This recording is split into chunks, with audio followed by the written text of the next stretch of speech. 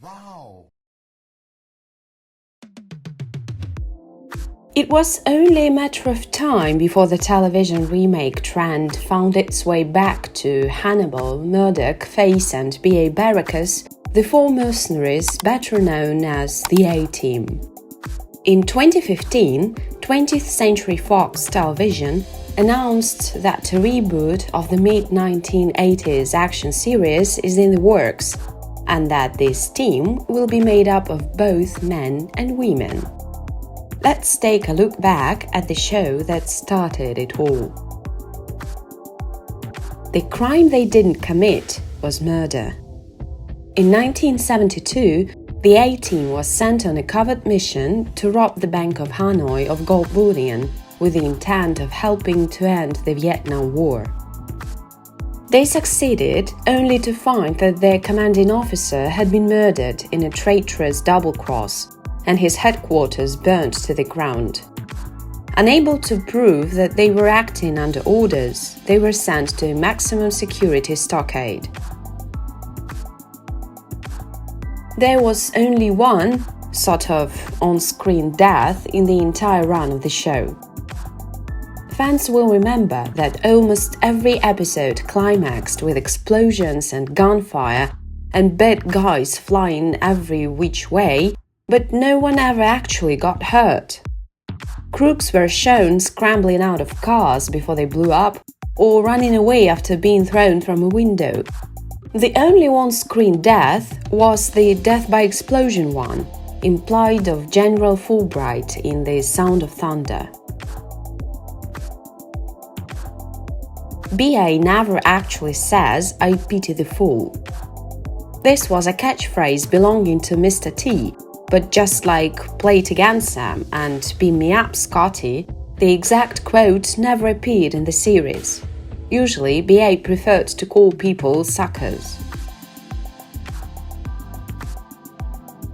The van has its own website. Well, not the van, but a replica of the high standard, built and painstakingly refurbished by two brothers, Liam and Jerome Brett. They built it up from an original 1982 G-Series cargo van, which they imported to the UK from Vermont and scoured the world for authentic parts. A-Team is actual military terminology.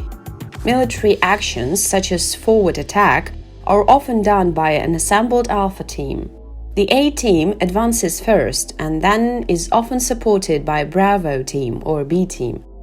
Alpha team can also refer to a small special forces unit, which was more likely the designation on the show. There is a Battlestar Galactica in-joke in the opening credits. Before Dirk Benedict became Faceman, he was Lieutenant Starbuck of the Colonial Service on the original Battlestar Galactica. The credits scene is lifted from an episode that partially takes place on a Universal Studios lot, where a Cylon, one of the Battlestar Galactica bad guys, strolls past a perplexed-looking Faceman.